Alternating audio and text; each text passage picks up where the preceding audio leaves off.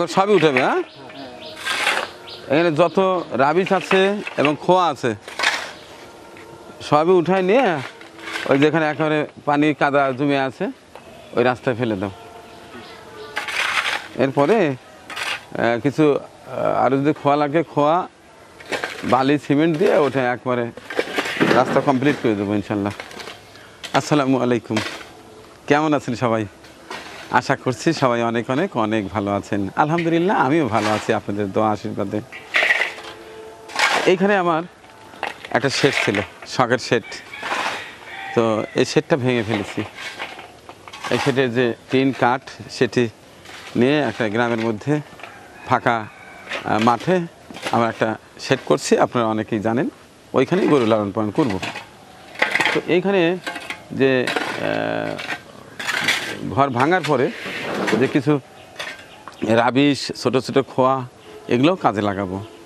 আমাদের বাড়িতে প্রবেশ মুখেই এটা হচ্ছে নুরানি মোড়, একটা ছোট্ট বাজার লাগে, চমৎকার বাজার লাগে।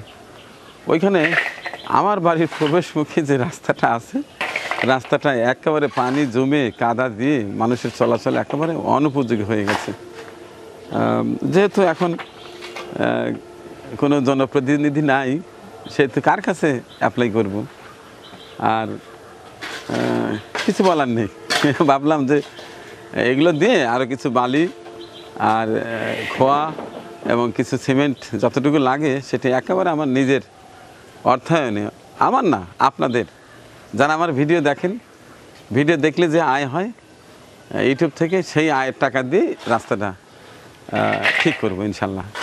আবার ওইখানে যেখানে আমি সেটটা ট্রান্সফার করছি সেখানে রাস্তাটা একেবারে নষ্ট হয়ে গেছে। কালকে প্রায় 10-12 ট্রলি বালু ফেলেছি, সেটা এখন সাইজ করছে।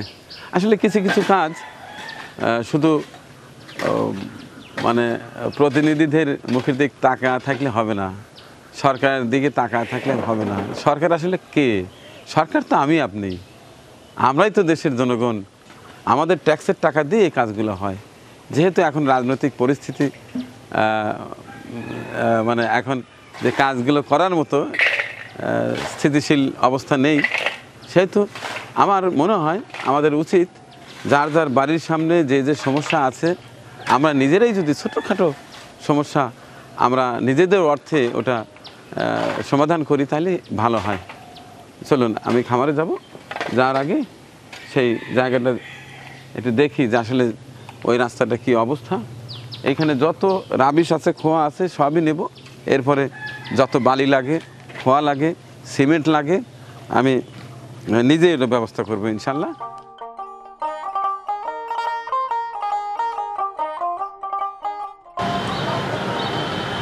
আজকে রাস্তা ঠিক হয়ে যাবে ইনশাল্লাহ।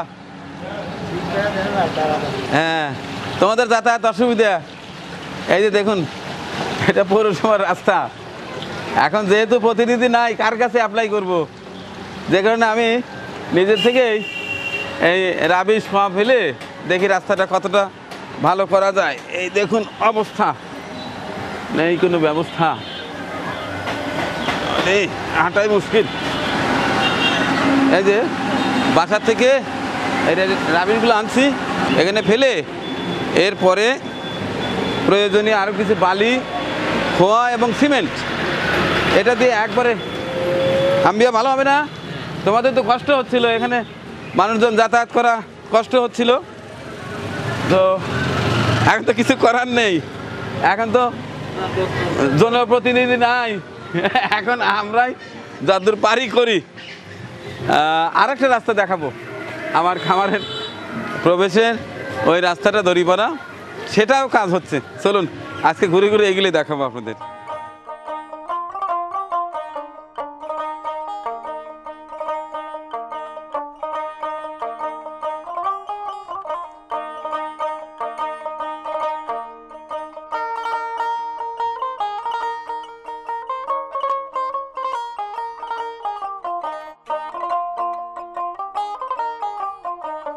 এই রাস্তাটা উল্লাপাড়া সদর ইউনিয়নে, এটা পৌরসভার বাইরে, এটা হচ্ছে দড়িপাড়া গ্রাম। তো এটা একটা ছোট্ট মহল্লা, বেশ কয়েকটা বাড়ি রয়েছে, কিন্তু এই রাস্তাটা অবহেলিত। তো ওই পাশটায় আমার খামারের কাজ চলছে। তো মাঝে মধ্যে এইখানে আমার নিজের অর্থেই কিছু বালি ফেলি, আবার কিছুদিন পরে আবার নষ্ট হয়ে যায়, আবার বালু ফেলি। কালকেও গাড়ি ঘোড়া গেছে, এই যে আমার এটা সাইজ করা হচ্ছে। এ বাবা, রাস্তাটা ঠিক করে দেন। হ্যাঁ, আর এই পাশে যে ওরা যে ট্রাক নিয়ে রাস্তাটা নষ্ট করলো, এরা তো ওদেরই উচিত এখানে সেরে দেওয়া। আর এই পাশটায় ড্রেসিং করছেন না? এই যে সুন্দর হচ্ছে, এই পাশটায় ড্রেসিং হয়েছে মাশাআল্লাহ। হ্যাঁ হ্যাঁ হ্যাঁ, খুব সুন্দর করে দিয়ে না মাশাআল্লাহ। না, আপনার কাজ পছন্দ হয়েছে। এই যে যে জায়গায় সমস্যা ঠিক করে দিয়েছেন, ঠিক এইভাবেই একবার মেইন রাস্তা পর্যন্ত।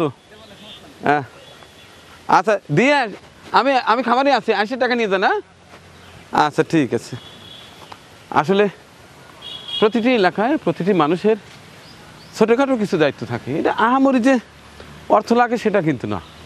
ওই শুধু তাকিয়ে থাকবো কখন পৌরসভা থেকে করে দেবে, কখন ইউনিয়ন থেকে করে দেবে, কখন প্রতিনিধি করে দেবে, এটা হবে না। আসলে কাজ করতে গিয়ে দেখেন এমন আহামরি কিন্তু টাকা লাগে না। আমার এখানে এই রাস্তাটা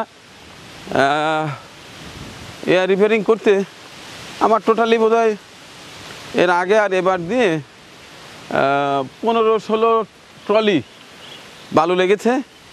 একটা ট্রলির বালি হচ্ছে 1250, কখনো 1300 টাকা লাগতো। দেখুন তো, হিসাব করে দেখুন কত টাকা লেগেছে। এখানে একটা চলাচলের অনুপযোগী ছিল, একেবারে চলাচলের অনুপযোগী ছিল।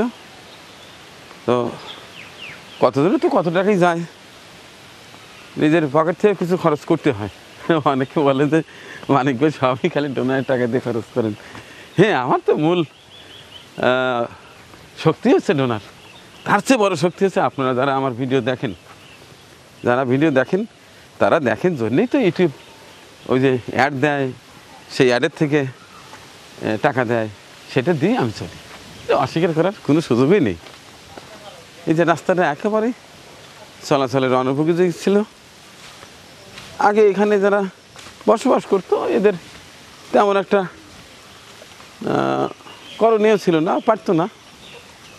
এখন এই যে দেখেন, কালকে বেশ কিছু বালি ফেলেছি, কারণ এখান দিয়ে তো আমার রেগুলার যাতায়াত হচ্ছে, রাস্তাটা ভালো করা দরকার। তো কর্তৃপক্ষের করা সেটা তো আরও সুন্দর হবে, কিন্তু আমি তো যতটুকু পারি চলাচলের মোটামুটি উপযোগী আমাদের করে নিতেই হবে।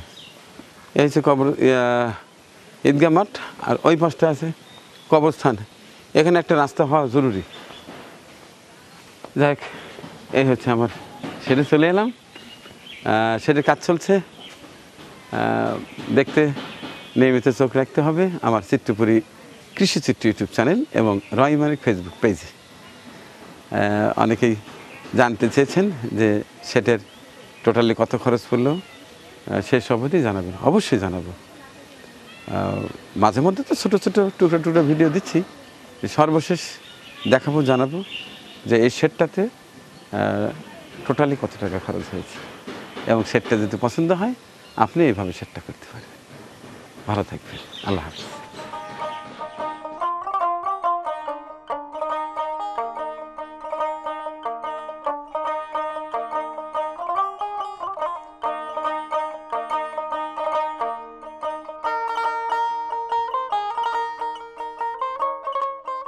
আমাদের পরিবেশনা আপনাদের ভালো লেগে থাকলে শেয়ার করে অন্যকে দেখার সুযোগ করে দিন। আরও নতুন নতুন ভিডিও পেতে চ্যানেলটি সাবস্ক্রাইব করে সঙ্গেই থাকুন।